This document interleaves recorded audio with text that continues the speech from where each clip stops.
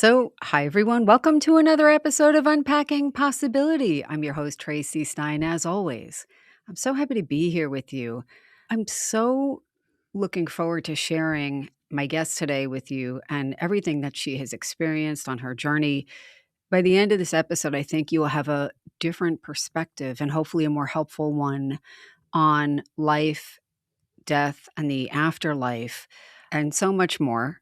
My guest today, the quick introduction, is Michelle Wisbith. So, Michelle is a certified evidential spiritualist medium and mediumship teacher. She lives in Ohio with her husband and best friend, Anthony, and she's done many things along the way. So, I'm going to tell you about just a few of them. But Michelle is a mom, and that's always been her favorite role. Michelle and Anthony have a son in law, a grandchild, three adult children, two of whom are here in the physical world, and one is in spirit. Michelle is happiest when she's helping others, and that's actually true. I know a little bit about Michelle, and you'll understand more what she means by that as we go along in the episode. But without further ado, welcome, Michelle. So good to have you here. Thank you, Traci. It's good to be here. Yeah, I so appreciate you coming on to talk about your story because it is a very unique one. You're going to talk about everything from your intuitive and mediumship journey, your spiritual life, but also how losing your son really impacted not only your mediumship journey, but your personal journey and your family's journey as well. 100%, 100%. And like I've said before, when I tell this story, Anthony and I don't see it as a story of lost separation. We see it as a story of blessings. And that's how we approach it. And again, as I said before, sometimes when we tell the story, people afterwards kind of say it to us and get a funny look on their face like, well, we think you're not processing this well. And maybe you should see a grief counselor. And we're like, no, no, no, we think we're actually processing it pretty well. And that's the point that I want to get across to people is to give them an option. I don't like saying this is how you should do something. Instead, I prefer this is what I've experienced or this is what I've learned. And this might be something that you want to consider if you're in the mood to change your mind about something. Yeah, absolutely. Michelle, I was thinking maybe you could give a bit of an overview of your journey before your son Kevin's passing, because you actually, had quite a journey before then. And if you could touch on things like your previous or current, or I don't even want to say previous, but your early spiritual beliefs when Hmm. you knew you were intuitive and kind of how that developed over time. Sure, of course. I was raised in the church, the Nazarene church specifically, and we were the kind of family that I joked that if the church doors were open, we were there. No matter what the service was, we were there, and my parents were actively involved in the church. So I grew up not just learning about, but just having an internal feeling of always being very close to God.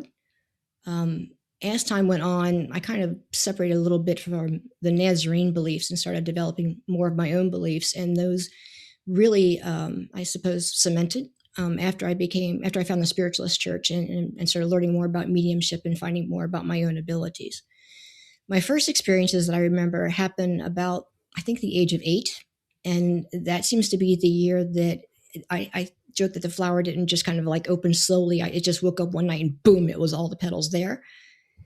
The first thing that I remember having were just precognition, which is the knowing of things going to happen. And they started out very slowly of just knowing when certain things would happen or what my certain friends would do. They involve some pretty really cool things when you're a kid. Like I knew I'd win a coloring contest and I'd end up on stage at the Nutcracker at Cincinnati Music Hall performance, and that came true. I knew that a light hanging over my bed was going to fall on me. I actually had a voice in my head as I was laying there. It was a lamp. It was hung on a chain above my bed, and this thought that wasn't mine, an internal voice said, "Hey, you see that light above you?" And I said, "Yeah." And it said, "Okay, it's going to fall. Don't move, and you'll be fine." I said, "Okay." And then a second later, it fell. And in the way it fell, it landed on just perfectly on top of me, and I wasn't harmed a single bit. So things like that kind of happening. When I was 8.5, 9, my first grandma passed over. We were kind of close. We didn't live close to each other, but when we were with her, she was 100% a grandma. few months later, my mom and dad were cleaning out her house, and they thought it'd be a really great idea to bring home her favorite chair. Not a big deal, but it was also the chair that she had died in. And they decided to put it in the family room, which I had to cross through on the way home to school to get up to our main level.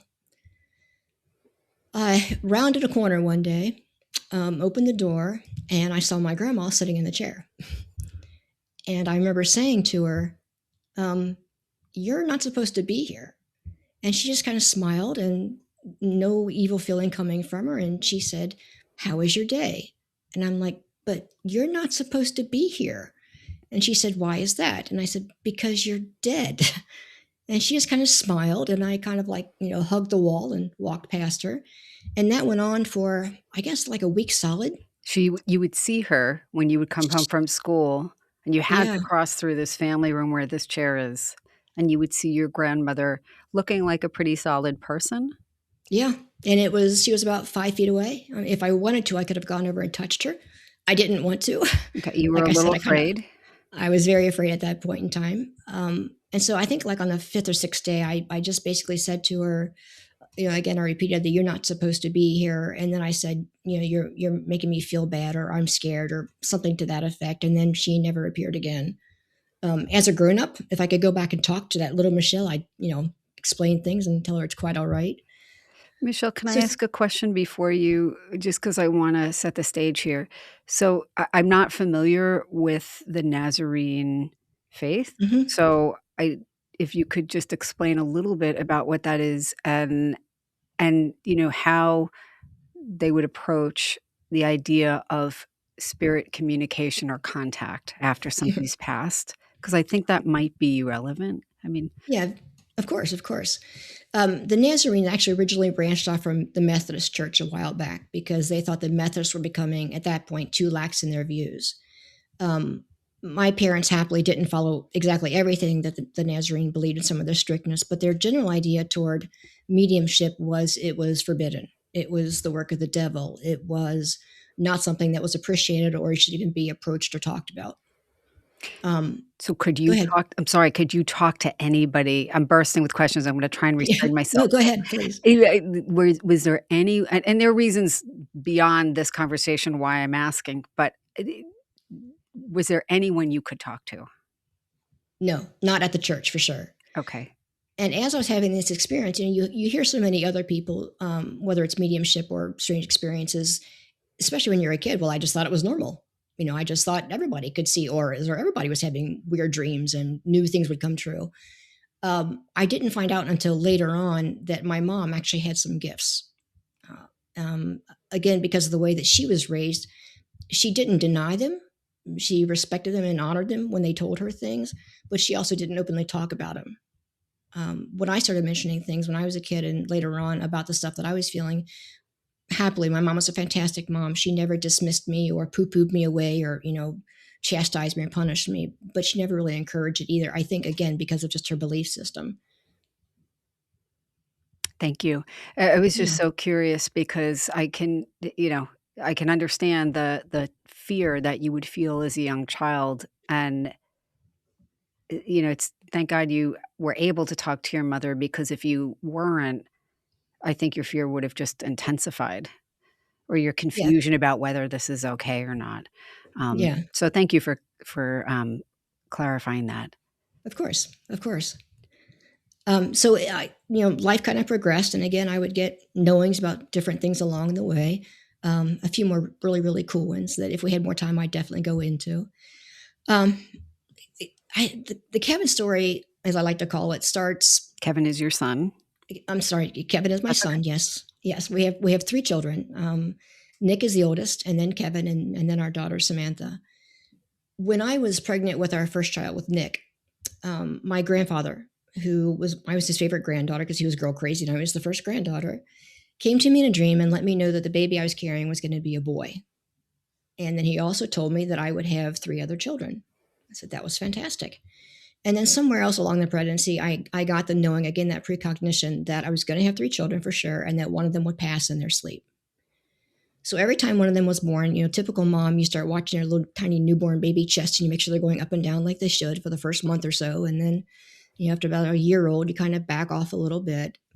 but I didn't, again, because of that feeling that one of them was going to pass in their sleep.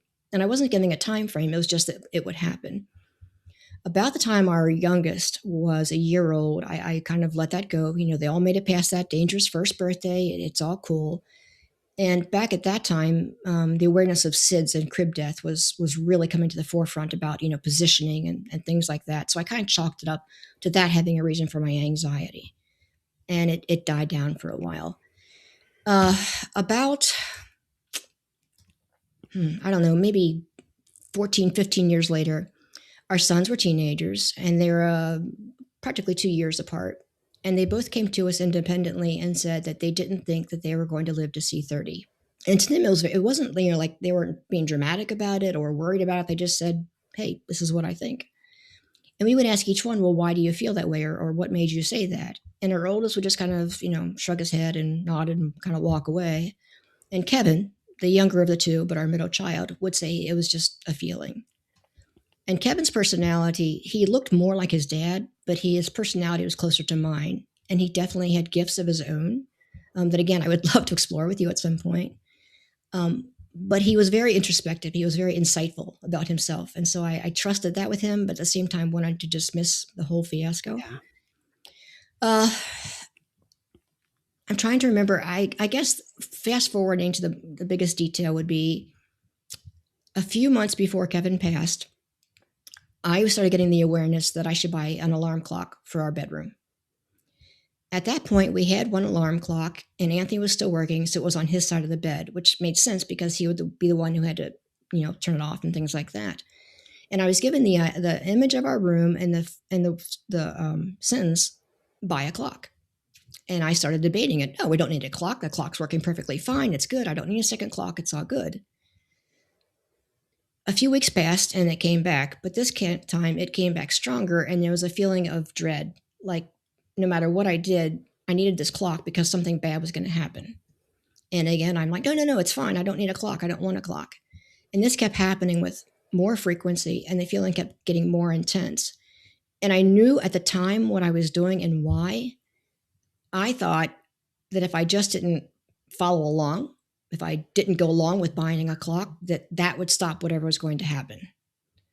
And it got so bad with the feelings and the voice being so pushy, is what I call it, that I actually started avoiding clock aisles in stores because of how extremely uncomfortable I felt around them.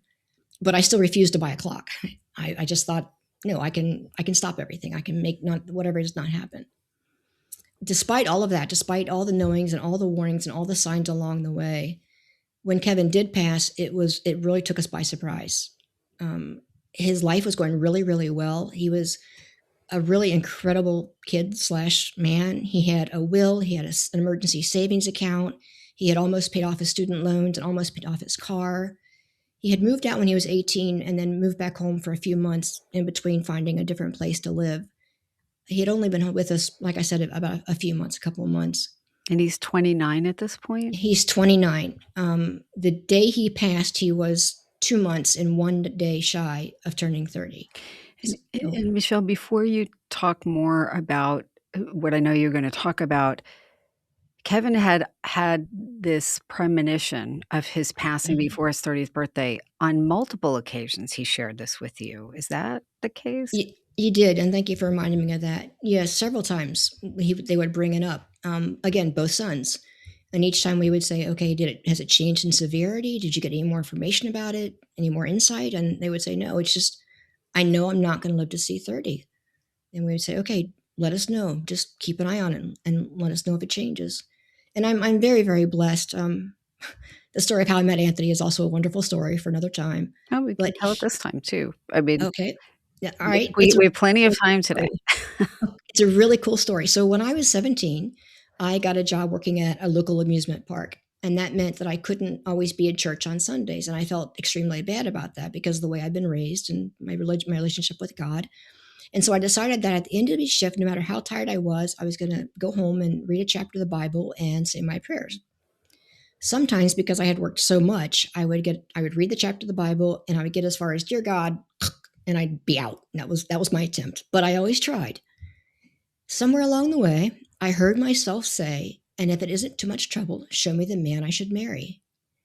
And as soon as the words came out of my mouth, I stopped for a second, like, wait, that wasn't intentional. Where did that thought come from? And I got the thought back, it's time.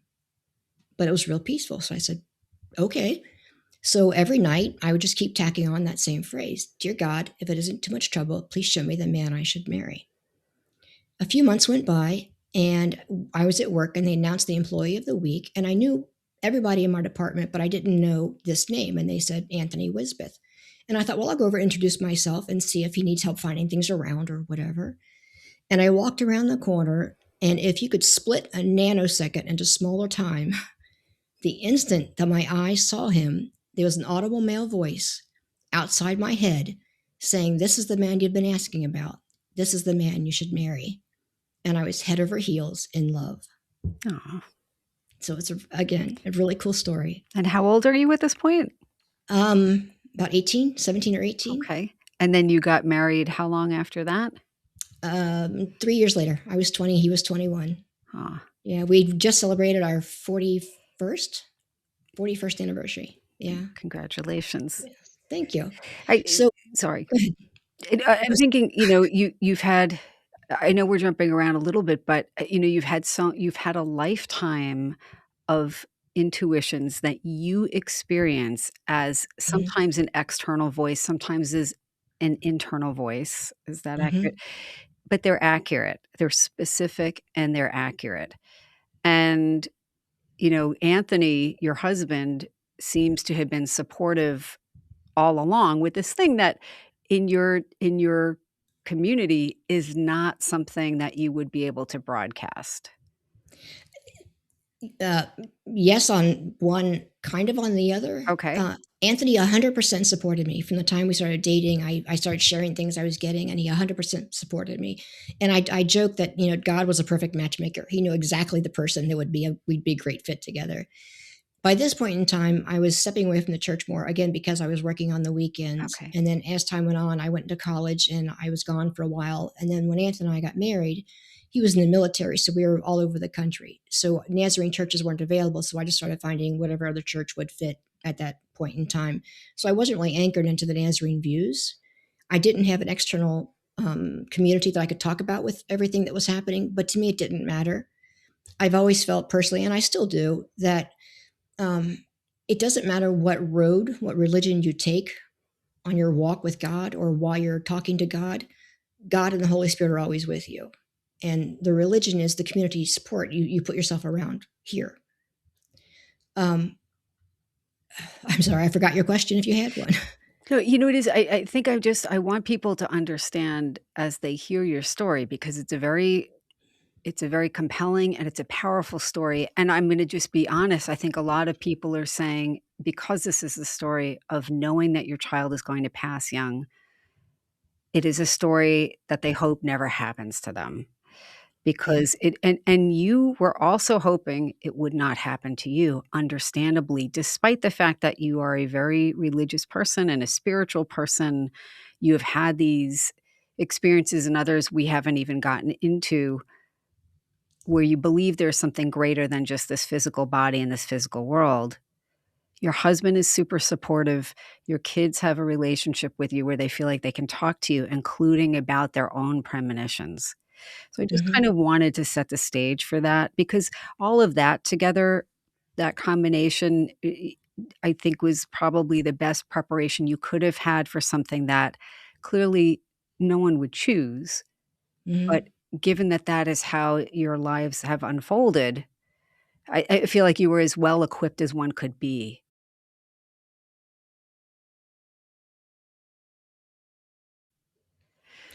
Yeah, yeah, I get where you're going, and 100% yes. And it's weird. Like I totally trusted all the nudges that I would get. They were right 99% of the time. And there were times where I purposely went against what they were suggesting I do, almost as I was basically testing them to see if they really were true, or how to gauge them. And whenever I did that, there were consequences, some minor, some a little bit more major, that proved to me over and over again, like you just said, trust us. We're right. We're trying to help you out while you're here in the body. Um, so yeah, again, going back to the clock thing, Yeah. um, I understand why they were doing that. They wanted me to know the moment that Kevin passed. I never did buy the clock. I don't know if knowing the time he died would have changed anything. And before I go too far into this, Yeah. as I use the word died, to me, that just means the time the soul left the body. And I use the analogy of we have cars and we get in them to drive around for places. And when the car breaks down or it's in a crash and it doesn't work anymore, we get out of that car and we walk away and we send it to the junkyard or scrap it or whatever. And we never go back to visit that car because it doesn't serve us anymore. That's my same thought on the soul and the body. The soul uses the body as its vehicle to get around here on earth. But once that body, for whatever reason, doesn't work, or the soul decides it's time to get out and walk, not drive, it just leaves the body. So there's no need, again, this is my personal belief. We don't visit the cemetery of people who in our family who have passed because it's just their car. They aren't there anymore. They are wherever we want to talk to them. If we want to say something to them, the moment we think about them, the moment we start talking, they have our attention and they're there with us. Absolutely. So going back into the story, the night before he passed, it was actually the day before was Father's Day, and Kevin's timing was perfect on everything. If he had passed 2 weeks before, well, let me back up just a little bit. His life was, like I said, was going really, really well. That's one reason why everything took us by surprise. He had recently received a raise at work. He had signed a lease on a new apartment that he was really excited about. And everything that he had planned was working out. He was meeting all of his goals. He actually had a list and the time points associated with them and what he should do to get there. So the night that he passed, the air in the house felt different. And I couldn't explain it other than to say it's almost like if you go outside before a big storm is coming in, the air feels charged. Like you can feel something is coming, but you're not quite sure exactly what. And I mentioned it to Anthony, and he said, no, I don't feel anything, and everything seems okay. So last time I saw Kevin, he was standing in our kitchen at the refrigerator looking for something to eat. It was about 10:30 at night. And, I told him I hoped just tomorrow went really well and we'd see him then. That night after I fell asleep, I became aware, but I didn't wake up. I was in a certain location, and my mom and my grandma were in front of me. And my mom had visited me in this location many times before, which is how I always know it's a visit, not a dream. Your mom has passed at this time. Yes, at this point, my mom had been crossed over for 7 years. And she had come back on several times, and we had visits versus dreams. My distinction between a visit and a dream is it feels more tangible, and I'm much more aware. It's not quite a lucid dream, but I'm 100% aware of everything happening, versus in a dream, it's more of that fuzzy observer type of situation. So that night I fell asleep and I became aware of my mom and my grandma who was sitting next to her. And my grandma had never appeared to me before, so this got my attention. My grandma was wearing a pair of pants, which she never wore. That was against her religious beliefs. My mom turned to her and said, "Tell her." My grandma was always also holding something that was connected to Kevin. And my grandma looked at me and said, "I have a question for you. Who's going to die next?" Now, I have to back up just a moment. Like I said, my mom had certain gifts. And one of those gifts was she had the ability to know when somebody was going to pass before they did, about 5 days beforehand. And after she passed, after she left her body, I actually said a little prayer and asked if it was possible for me to inherit that ability. And I got the feeling or the question, "Are you sure you want that?" And I said yes, because that would give me time to get closure and just kind of round things out. And especially with someone close to me, I'd want to know ahead of time of what's going on. But I didn't get an answer back of whether or not I would actually get that or if that was possible. So back to the story. So she asked me, who's going to die next? And I was trying to figure out what she said. And as I was trying to figure that out, both of them collapsed from their tops and bottoms into their centers and became flat, floating ovals that were lit with a very bright blue light. And then the whole scene was overwhelmed by another illuminating, very, very bright blue light, and the scene just disappeared in front of me. and I woke up. So I sat up and I started to look over top of Anthony to look at the clock to see what time it was. And I thought I was too tired and I laid back down. And in hindsight, I'm pretty sure that's the moment that Kevin's soul left his body. And that's why I was supposed to buy a clock. Buying the clock never crossed my mind at that moment. And right after that dream ended, I didn't have a feeling from my mom or my grandma that there was anything to worry about, that I needed to go check on Kevin, that he was in danger, that anything was wrong.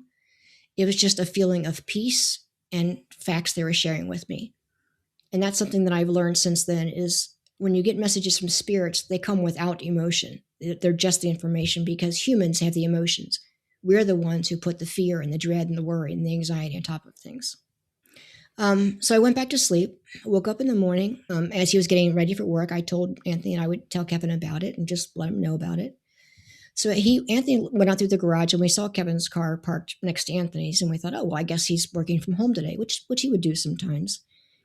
Anthony left and I went back to my office and started doing some things. And a couple of hours later, about 8:30, I realized I hadn't seen Kevin and it would have been weird for him to oversleep because he was very responsible and punctual. So I thought I need to go check on him just to make sure. Kevin, after going back to the idea that I had the thought that one of them would pass in sleep and I was checking on their breathing, in hindsight, I realized that Kevin was the only one I would still check on his breathing as a kid. He was a very, very light sleeper from the time he was a toddler. Normally, I would just have to open the door and the sound of that latch clicking would get him awake and he'd be up. So that morning, I approached his door and I knocked lightly and I called his name and there was no answer. So I cracked the door open a little bit and I turned it and I looked at his face, 100% expecting him to look up and go, I'm up, but he didn't. So I walked closer to him and I said his name again and there was still no response. And at that moment, I just knew that he was already gone. And then the dream instantly made sense to me. So my mind, it did one of those split things where my physical body mind is panicking and saying, no. But my busy mind is like, okay, CPR, how do we do CPR? Get the steps down, do all of that. And then I got closer to him and I could tell by the color of his skin that he was too far gone, that CPR wouldn't work. And here's where what I call the blessings of mediumship kick in. Because of my experience with mediumship and everything that I had gotten, the message I had gotten, and the proof over time and time again, that once we leave the body, we're not dead. I knew instantly that Kevin was not in his body, but he was not dead, so to speak. He still existed somewhere. So I said to him out loud, and I looked around the room, and I said to him, Kevin, wherever you are, look around, find someone you know, or find a bright light and go that direction. And it reminded me of, when you tell your kids when they're little and you're trying to teach them about stranger danger, if you get lost in a crowd, find a mommy, find a policeman, that kind of thing. I don't think I said anything else to Kevin at that point because I at that point I had to kick into the call the family, call 911, do all of that type of thing. So I called Anthony. I told him and I said, he's already gone. Don't speed home. Don't get in an accident. It's okay. Just get here when you can. I told my daughter and then I had to call my son. He was at work. And I made sure I called Nick at work. And he and Kevin were really, really, really close. I don't think they remember life before each other because they were so close in age. And I hung up and I thought, oh, shoot, I need to do something else. So I called work back and they actually had a chaplain on staff. So when I called my oldest son, Nick, at work and told him what had happened, and then I hung up, and then I called his work back and they had a chaplain on staff. And I asked the chaplain if he would just go keep an eye on Nick and make sure he got home okay. And then Nick got the process of flying back home. So I called 911, and then they came, called some friends, and they came over also. And again, the blessings of mediumship, the fact that I knew Kevin wasn't in his body, that he was safe somewhere. I felt really bad for the people who came over to help that day. One of them was a really young officer. He couldn't have been more than 18 or 19 years old. And as they were bringing Kevin's body down the steps, he dropped Kevin. He dropped Kevin's body. And I could say to him with 100% conviction, because he looked aghast. He looked so terrible, so apologetic. And I said to him at the moment, It's okay. He's not in there. It's just his body. It's okay. And he still came over and apologized, which was nice. But in that moment, I felt more sorry for him than I did for Kevin or us. So I called Kevin's office, and we made arrangements the next day to take his laptop and a few other things back to his work. We got there about the time that Kevin normally would have arrived from work, and we ended up speaking with his coworkers for a while. And I shared my beliefs with them and told them that because it was a work day and Kevin was very responsible, that it was very possible that he would hang around with him for the day. And that once we cross over, spirits are pure energy. So one of the easiest things for a spirit to do when they first leave the body is to mess with electricity, whether it's lights or computers or something like that. I said, so don't be surprised if he fiddles with the lights today, just to let you know that he's here. At his funeral, 5 or 6 days later, they told me that after, as soon as we walked out of the building, the lights just over his desk flickered all day long. At the end of the day, they walked out, and as they were locking up, they said, hey, Kevin, It's okay. It's I'm sorry. No, don't be sorry. They said, we hope everything's okay with you. And they looked inside, and as they clicked the door shut, the light stopped flickering. And that told us that Kevin was not only there, he was aware, he understood us, and he could act independently on his own. Again, another proof that he's not dead. He's existing. He's just not where we can see him. So going on with the events that happened, I have a set of angel cards from Doreen Virtue, and I keep them in my office, but I rarely look at them. And about 8 days after Kevin passed, I was just wondering how he was doing. And a thought came to me, get the cards. So I walked over and I picked them up. And the thought came to me again, ask your question. So I thought of a question, but it seemed kind of cliche, and I started to dismiss it and think of something better, quote unquote. And the thought came again, you know what's in your heart, ask that. So I said out loud, holding the cards, God, Kevin, I'm going to ask one question, and I'm going to assume that the answer comes from you. I'm going to pull one card. And I said out loud again, how is the soul that I knew as Kevin doing right now? Keep in mind that this card has 44 cards, this deck, has 44 cards in it, and they cover a range of topics from education, love, relationships, money, all kinds of things. The card that I pulled said, I have a message from your deceased loved one. I am happy, I am at peace, and I love you very much. Please don't worry about me. The chance of pulling that one specific card on one draw is 2%. Pretty amazing. A few weeks later, we, again, because he had passed in our house, we had all of his possessions, and we think of that as another blessing. If he had moved into that apartment 2 weeks later, it would have been a huge hassle to get all of his stuff back. We actually don't know when his body would have been found because sometimes he worked from home, so they may not have missed him for a few days. So we had all of his possessions, including his phone, but Kevin had put a passcode on it, like a swipe pattern, and we didn't know what that pattern was. And we were trying to figure out why he had passed, what was going on. I didn't have the feeling that he had committed suicide, and the initial autopsy report didn't find any drugs or alcohol in his system, but they had to do further testing just to figure out exactly what it was. So I was holding his phone, standing over the kitchen sink, and I said out loud, God, Kevin, we really need to get into this phone. Please help me. And I had the thought, extremely loving, just pick up your hand. And I did, and on its own, my hand swiped the correct pattern and unlocked the phone. And I had tried multiple times, each time just going a couple times and then stopping so I wouldn't be locked out. And I say it's really weird because I picked up my hand, and then I watched my hand on its own move and do the right pattern. And it was, again, it was surreal, which explains a lot of these, to me, a lot of these experiences. I just feel really surreal when I remember them. Kevin had a will. We had a copy of it, but we couldn't find it. We had looked everywhere, through all of the stuff, through all of our stuff, through our safe, through our drawers, every place we could. About a month after he passed, again, we prayed out loud, God, Kevin, we can't find the will. Please help us. About an hour later, Anthony had the idea to look in our safe, which he had checked 3 times before. And when he opened it up, the will was laying right on top. Oh, wow. And we know it wasn't there before. About 2 months after he passed, I had a reading with a medium. And the day after he passed, I was looking for mediums to get a reading for.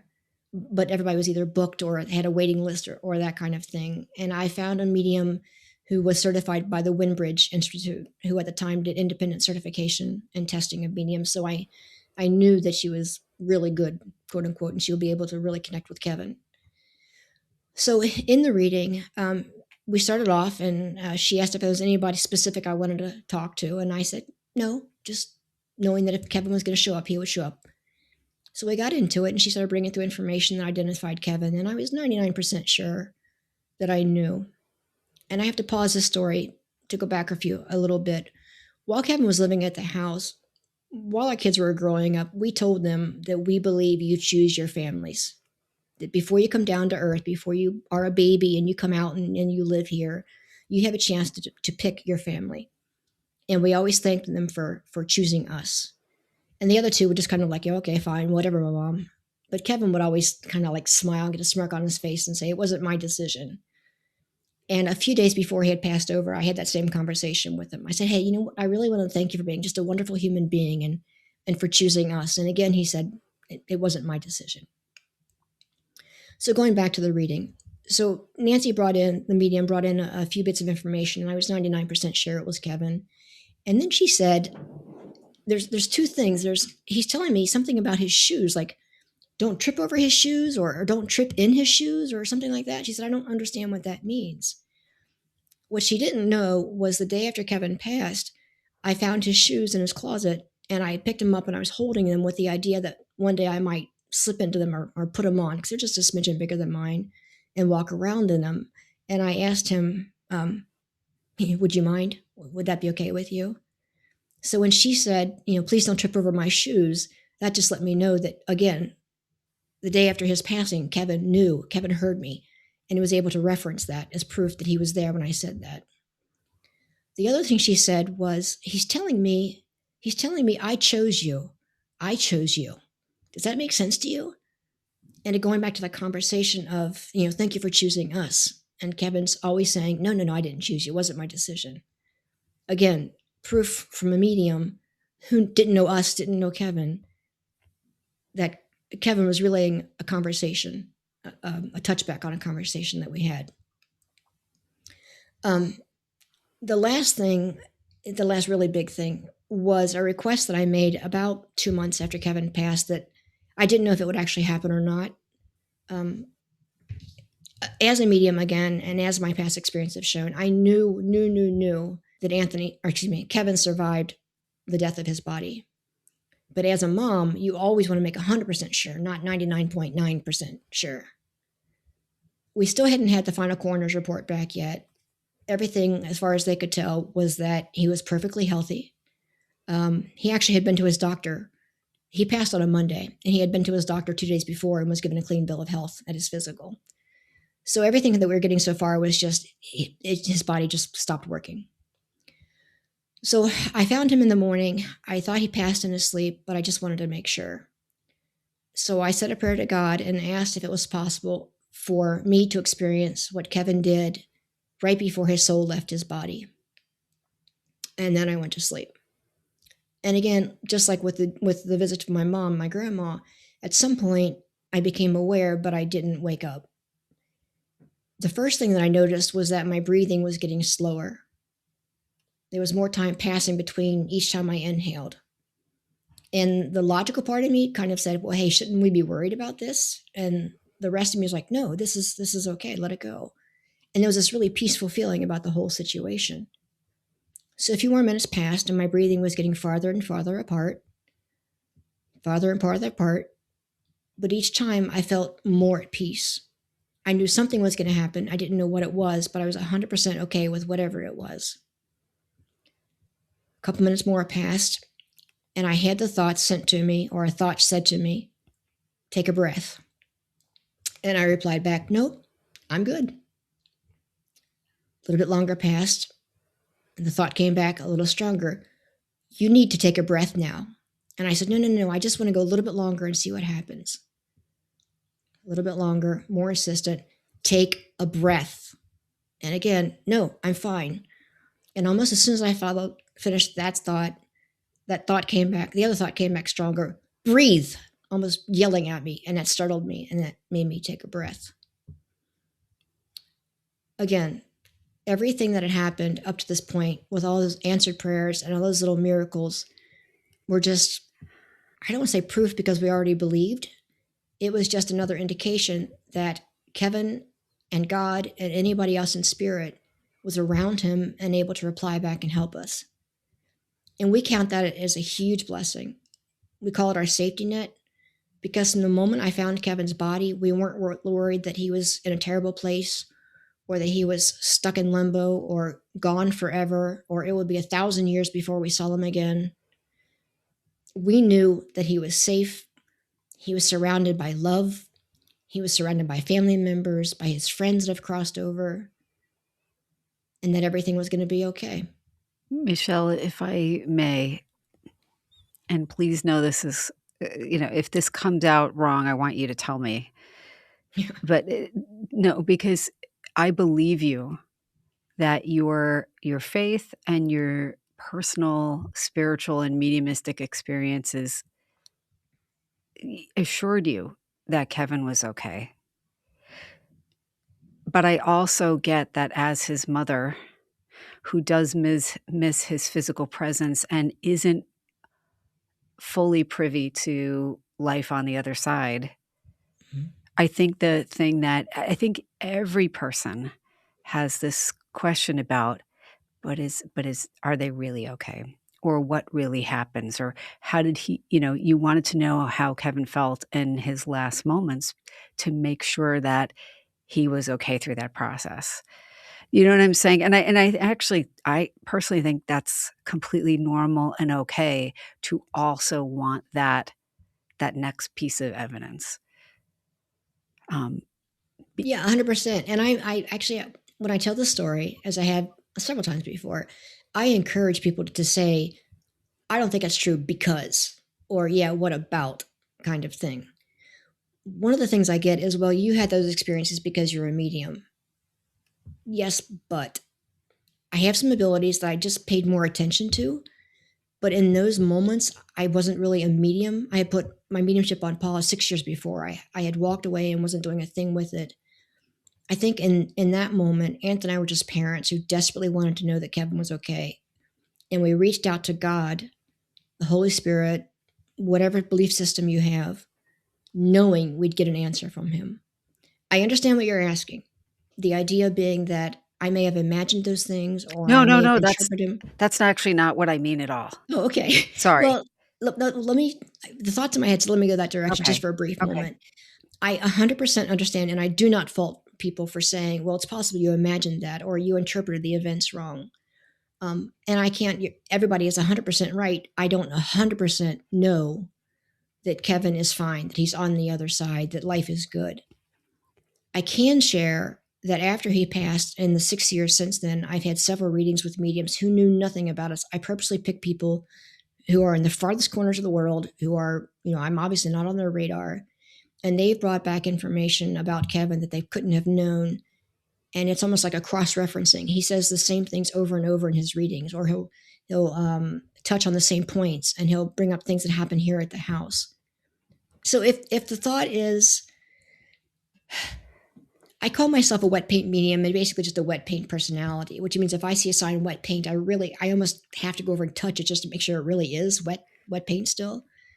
I very much need proof of things before I believe them, and especially before I share them with somebody else, because I don't want to lead somebody else astray. You're right. I mean, I 100% I can't know for certain that he is. It's just a sense. Well, let me put it this way: everyone has had gut instincts and gut feelings that they know go a certain way, and it's that kind of thing. It's not just what happened; it's the feeling that came with them. I just want to clarify because I think I didn't express that well, and I'm just going to say it from my own point of view. You know, I we know each other Mm-hmm. from being in the same mediumship training with Reverend Joe Shiel. You are a Mhm. much more advanced medium. You're much more advanced in your mediumship training. I'm really early in the training part. Um, but I've had mediumistic experiences since I was a young child. Mhm. And I take them as true. And, and certain things were verified after that, there was no way to know.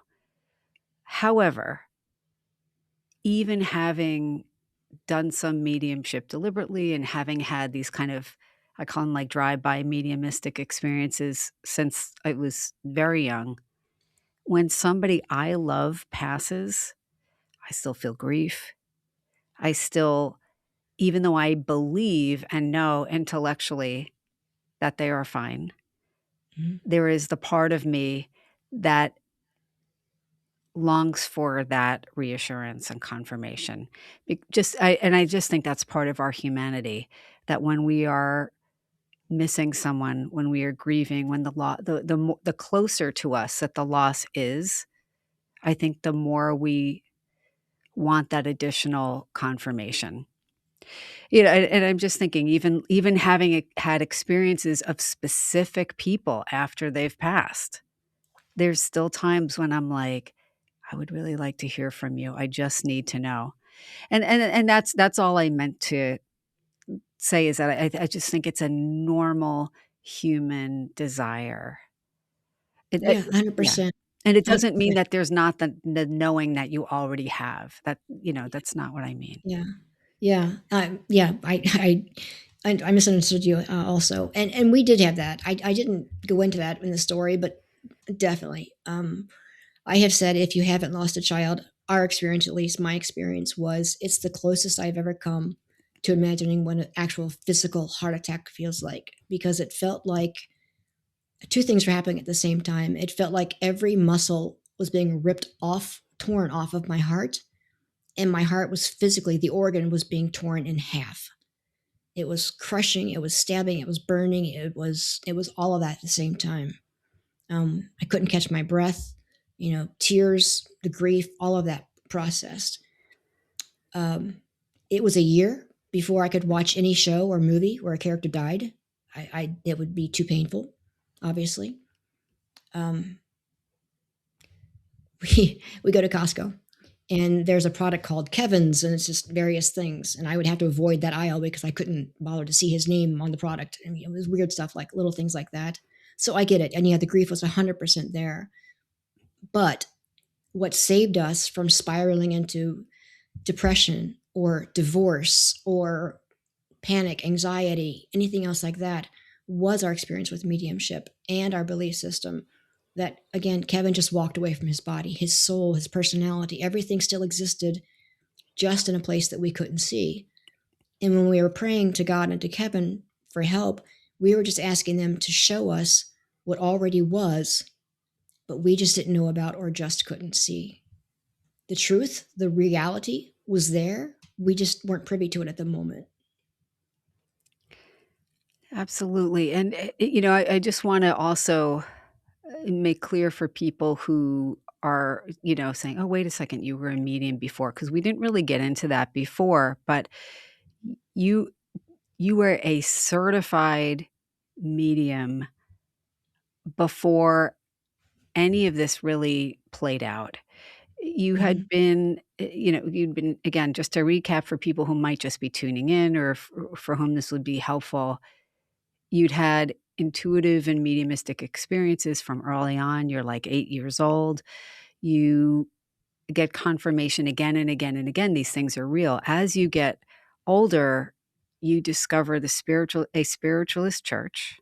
Mhm. We can talk a little bit about just, a quick definition of what spiritualism is, or the spiritualist church. But that is where you train this intuitive gift, this mediumistic gift, and you have to undergo quite a bit of training and demonstrate that you are accurate again and again to become certified. And in fact, most mediums do not become certified, even if they're really good Mhm. mediums. So you have this very unique and highly trained skill set that you are using. And then 6 years before Kevin passes, for whatever reason, you kind of set it aside, you're focused on the rest of your life, and then at some point after Kevin passes, you return to mediumship. Do you wanna talk a little bit about any part of that? Yeah, I had again, when I was a kid, I was a voracious reader. I would read like 10 books a week because I remember that was the limit at the library, so we had to go back twice a week to, get all the books that I wanted. But I was especially interested in ghost stories, and I always wanted to find a book written from the ghost's point of view. I never did, but I always thought that was really cool. You're the first person to that I've heard say that, so right there, that Yeah. was your clue. Yeah, that was one of the clues. That was one of the clues. And somewhere along the way, early mid '90s, I became interested in the well known mediums at the time, the James Van Prague, John Edwards, Sylvia Brown, those kind of people. And one of those had mentioned that they went to a church and they would do messages and platform readings from a church. I thought, well, this is really cool. So I did an internet search, excuse me, and I didn't find them, but I found a local spiritualist church in our area. And I went to the service and I saw them giving readings, demonstrations of mediumship from the platform. And I thought, okay, one of two things is happening here. This is really cool and I want to be a part of this, or this is a scam and these people need to be exposed. Again, that wet paint personality. So they were offering classes and I signed up for them just to see what it was all about. And I found out that yeah, it was real and I could do it. So I went through the training program, and you're right. You have to give private readings and you have to give demonstrations on the platform in front of the congregation before you are certified. So I became certified 2004, 2005, I think, and then I did platform readings from the platform, which is the platform, I should say, is basically the front of the church. Sometimes it's raised up, sometimes it's not, but you're in the front of the church, and you're giving very short, 2 or 3 minute readings, messages from spirit to the people who are in attendance. So I did that for several years, and then started doing some other jobs. Again, I had to be away on Sunday. Came back to the church, ended up becoming director of mediumship for a while. Excuse me, director of education for a while. Um, Revamped the program a little bit to make it easier to and introduce some new skill sets to people who wanted to be mediums. And then, again, like you said, life happens, and I put everything on hold about 6 years before Kevin passed. Um, I'm sorry. Was there a question again I missed? Um, I guess basically just kind of setting the stage a bit or clarifying for people, that because you do have a unique background and a unique set of experiences and training, that combination Mhm. that certainly I think prepared you to do as well as one could do with personal loss. Because you'd really helped so many other people, get evidence again and again. Evidential mediumship, right? It's more than, as Joe Shield would say, it's more than just standing up at the front of a room and saying, "Oh, your dad's here and he loves you and he misses you and everything's going to be better in the spring and God bless." it's Right, right, it's like, "Oh, your dad's here and he was a steel worker and he passed at 50 from a heart attack and this what but it's very specific. yeah, details, yeah, Yeah, it's specific, accurate details, and right, so you knew again and again and again, you had experienced from both the spirit's point of view and the loved one's point of view, like, "Yeah, this is real, we survived death," and that's like a whole mhm, huge thing and, a basic kind of, I guess, tenet of spiritualism that we survive death. yeah, yeah. My dad was raised Catholic, and once I started telling him, and even now, I talked to him just a few days ago, and it's the same thing. He said, "I don't know. Are you sure about all the stuff you tell me? Is that right? Is that right?" And I keep telling him the same stories over and over again. Dad, the things that the spirit told me, that I told the people that were right. There's no way. If you had a gun to my head or $1 billion in front of me, I could have guessed that and gotten out of that situation. Stuff you can't Google. You cannot look it up. I had one of the readings that stands out in my mind the most is I had two men from spirit appear in front of me. One was holding his throat and pointing to the guy next to him, and that spirit was the one who did the talking. And it came through as they both came through as father, as dad, to an older lady. And I gave the message. I forget what that was, but I gave the information. And she said that she had recently found out the week before that the father she knew as dad wasn't her real dad, that she was adopted. And she had recently found out that one of his best friends was her actual father. That gentleman had throat cancer most of his life and couldn't speak.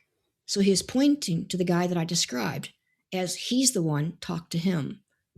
You can't make that up. No, you can't. You absolutely can't. That's like a crazy detail. Yeah. Yeah. No, crazy. And sometimes spirits come through with things that the person hearing the message can't validate at the time and later gets validation on, and that's incredible. Yeah, and that happened with a later reading with Kevin. One of the mediums said that Kevin was saying, "Hey, enough about the celebration. I don't need any plaques. I don't need any gold awards." And I'm thinking, okay, we didn't do that, but all right, I'll make a mental note of that. And 6 months later, the company that he used to work for called and said that they were starting a new award in Kevin's name, and it was going to be a gold plaque that they would pass out. So yeah, again, and this, like you keep saying, even now things come up that just reinforce the idea that Kevin and other people leave their body, but they exist somewhere else. 100%, they're just not here. And I tell people the way the Anthony and I choose to believe it is that Kevin has gone off on a worldwide trip or a mission trip, or he's at a college or a university, or he's exploring the outback or something. But wherever he is, he doesn't have cell phone service or an email system set up, so he just can't call us and let us know. But we can send him telegrams or wires or things of that nature. Anthony was in the military, and where he was stationed, he wasn't able to send information out because it would have given away his location. But I was able to send information to him, and they would be mail drops and things of that nature, and he would be able to read those. That's another way we think of this, that Kevin isn't able to, not because he can't reveal his location, but he isn't able to communicate back with me, but we can still communicate with him. We can talk to him. We can think out loud. We can think in our head. We can just, as soon as we are aware of our loved ones in spirit, as soon as we think about them, they get an alert, so to speak, and that connection is made. What you just said is making me think of something, and I started to chuckle in my mind as you said it, because I think this person would be fine with my sharing this, but a friend of mine that I've known since we were 7, so quite a long time now, Mm, lost her mother last year, and they mm, were very close. And, this person is a religious person and has her own spiritual beliefs, but again, I think you always have that longing. And she had a dream, I believe, a visitation dream from her mother. It was very clear. Um, this is not a normal experience for her, but once in a blue moon, she's had these experiences. And her mother looked great, as they typically do. She shared some things that were reassuring. And I think my friend asked her about, like, what's heaven like or something like that. And her mother smiled and said, "We're not allowed to tell you." yeah, So when you said that, something about I it, get that. and the reason I'm bringing that up, actually, it's just because of what you just mentioned, but also because I think another question people have with regard to mediumship is that if you do this, if you speak to spirits all the time, how come you can't answer or they can't answer every question? And in fact, quite a few sometimes. And I don't know what the answer is, and I don't know that we're even supposed to know, but we're not gonna find out 100% of what we wanna know. I also think that and I think you probably are on the same page with this, but tell me, I don't think we're supposed to I always assume one of the reasons why we don't get as much information as we want or as often as we want is because we're not supposed to anchor all of our awareness there on Mhm. them, but we're supposed to anchor it on our own purpose and our life in the here and now while we're here. Yeah, yeah. Two thoughts connected to Mm, that. please. The first is, it's been said many times by many people that Earth is a school. It's a place we come to learn and grow and develop. And one of the greatest lessons we're supposed to be learning is how to help each other, how to spread love, how to be there for others, but how to also accomplish our own goals of whatever our soul chose to try to do when it came down in this incarnation. staying with that analogy, I think that one of the reasons that we can't know everything about the spirit world or how life is supposed to unfold is it would almost like be cheating on the test, so to speak. That if we came here to learn a lesson, if we're given the answers, we're not learning the lesson. You know, You wouldn't do the work. right? Making mistakes and falling flat on our face is the best way to learn a lesson, no matter what the lesson is. You don't really learn that the stove is hot until you reach when your mom's not looking and you get burned a little bit, and you're like, "Oh wow, I shouldn't touch that anymore," kind of feeling. And then I think something else that also helped me and Anthony with our belief system was about the same time that I became interested in mediumship. I started reading the books about from Dr. Brian Weiss, Yes. the Life Between Lives books, which are very helpful. He and other people, hypnotists who would do not past life regression, sorry, regression, where they would take their clients back to their childhood to try to find the causes of their problems. And his initial cause, he accidentally took someone back to the period before birth, to a time when they claimed it was before they came into the body. And then over his practice, he started finding more and more people who started sharing very, very similar stories about what happens in that time between lives. Not only who is guiding them, the things around them, how the decisions are made before they come into the body, how they choose their families, things of that nature, but how that time and then our past lives influences each life here, which I think again goes to the question: if you remembered, the past 40 lives or 3 lives or the last life that you had where you did something and then you came here, but your lesson was to relearn that for whatever reason. Well, if you remembered that past, you wouldn't, I'm talking in circles, I can hear myself, Yeah. you wouldn't get to where you're supposed to be going on your own, kind of thing. No, 100%. And, I it's just interesting. I think it's okay for us to have discomfort at not knowing everything because, Mhm. again, it's just part of our humanness. But, I there's so much in everything you shared because all of us lose people. Losing a child is, absolutely one of the most painful, difficult, frightening things. People don't wanna talk about it, but yet it happens to so many people, Mhm. and I really feel like your experience has, sharing your experience is really invaluable, um, and really such a generous kind of gift to give people. I I I wanna be mindful of your time, Michelle, but I wanna ask you, is there anything that you wanted to share with people or that advice that you have? And, we might have covered it all, or if there's anything that we didn't cover, though, that we should have. Yeah. I think everyone has obviously their own belief system on what happens after they die, what happens after someone dies. My personal belief is that if, when you think about your beliefs, if they bring fear to you, if they make you question things, then that might be more of a human than a soul, if that makes sense. I think the soul, how do I phrase this? I think the soul is at peace with whatever's going to come next, but our personalities try to fight everything. And I think part of that is the knowing, again, that all of this is just the car we drive around in. And once we walk away from it for whatever reason, we're okay. Once you walk out of your car, you're on foot, but you're still okay. Um, I 100% understand there have been some people who have had experience with mediums who weren't the best mediums or who didn't have enough training or were just interpreting information wrong. And so that may have soured them to the idea of mediumship, or they may have 100% turned totally against it because they were given bad advice or scary advice or things like that.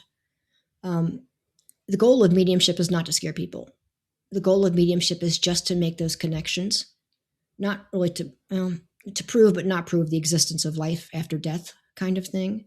To share So it. if someone, yes, to share it. So if someone is interested in having experience similar to mine and millions of people over the past 175 plus years, find a certified medium, go word of mouth, talk to other people, who was accurate, who brought the information that you knew and you trusted that was right. The expression, don't throw the baby out with the bathwater, just came into my mind, kind of thing. And pray. And whether you believe praying is talking to God, or whether you believe praying is just talking to the spirit of the soul of the person who passed over, I think that if you are genuine in your heart and you really want to make that connection, it will happen. I wouldn't put a time frame on it. That's something else that Anthony and I never did in any of our requests. We just said, make this happen. And then we trusted it would unfold in the perfect timing that it was meant to be. Thank you. Michelle, I don't know if, I don't know if you are taking on people for readings or sessions or not. Are you taking on clients at this point for mediumship? At the moment, I'm not. I Okay. actually paused it. I paused it again for a much better reason this time, because I want to start focusing on developing more classes for teaching. And honestly, Kevin was the one who gave me the nudge to start sharing his story. As I know, as wacky as that might sound to some people, but I also wanted to start not only just doing podcasts like this, but maybe start putting some more stuff into writing, in the hopes that it might reach other people who might benefit from the whole story about it. If somebody wants to get a hold of me, they can reach me through the website, dmichellemedium.com. And you could put it in the show notes. And definitely the Windbridge Institute, or any other institute or any other organization that does certified, third-party mediumship verification certification is a great place to start your search. I know there's the Forever Family Foundation. Yes. They also do the similar type of thing. Yes. Michelle, thank you so much for coming on the show and sharing, this incredibly personal and moving and helpful experience. I really appreciate that. Yeah, definitely. And I hope I didn't talk too much in circles. I was trying to make sure everything fit into the little basket, and it was, things were falling out and jumping in, and it was crazy. No, not at all. Not at all. Well, it was great to see you. And thank you for giving me the opportunity. I really appreciate it. I really do. My pleasure. So, this has been another episode of Unpacking Possibility. If you enjoyed the episode, and I know you did, please remember to like, share, follow, leave me a comment, let me know what you think. And as always, until next time, be well.